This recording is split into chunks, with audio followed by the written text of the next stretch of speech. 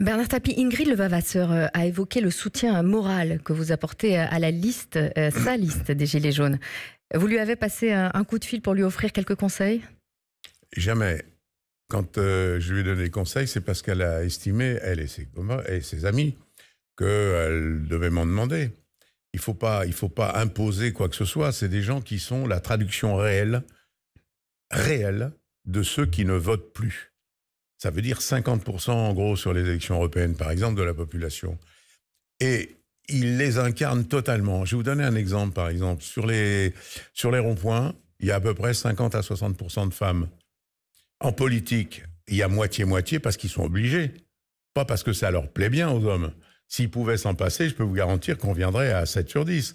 Donc là, ce mouvement authentique, spontané, il donne une traduction de la société telle qu'elle doit être. Quel est votre soutien? Quelle est la nature de votre soutien? C'est un soutien moral, politique, financier? Je ne peux pas faire un soutien politique parce que je ne sais pas la ligne politique qu'ils vont choisir.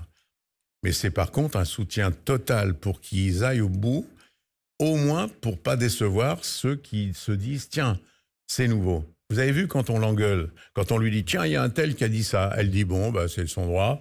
Elle ne rentre pas dans le conflit comme... Alors le conflit, Bernard Tapie, le Rassemblement national considère que cette liste des Gilets jaunes est une manœuvre. Jean-Luc Mélenchon parle même de grosse manœuvre. Est-ce que le but est de faire baisser les voix du Rassemblement national et de la France insoumise? La grosse manœuvre, c'est les gens de la France insoumise et du Front national qui ont infiltré les Gilets jaunes. C'est ça la grosse manip. C'est pas le contraire. Mais en faisant baisser les voix, le score du Rassemblement national, la liste Gilets jaunes pourrait permettre à Emmanuel Macron d'arriver en tête devant Marine Le Pen. C'est pas votre vieux combat contre les Le Pen? Mais non, d'abord parce que je dois vous dire que le combat contre Jean-Marie Le Pen n'avait rien à voir avec le désaccord que je peux avoir avec Marine Le Pen. Ça n'avait rien à voir. Il y avait une crapule qui contestait la Shoah. C'est pas le cas de Marine Le Pen. Elle a des options qui sont des options que j'aime pas, que je partage pas, mais qui ne m'entraînent pas dans l'envie de faire un combat. Voilà, c'est un parti républicain qui défend ses idées, qui les défend à haute voix. Pas avant. Avant, c'était pas ça. Donc, moi, j'ai pas ça. Ensuite, ils vont pas prendre de voix au parti existant. Ils vont prendre des voix chez les abstentionnistes. Et on voit aussi le Rassemblement national baisser dans les intentions de vote, dans les sondages. Ça pourrait vous satisfaire ou pas? Non, mais ça signifie quoi? Qu'il y en a pas mal. Soyez pas pressés, on a le temps.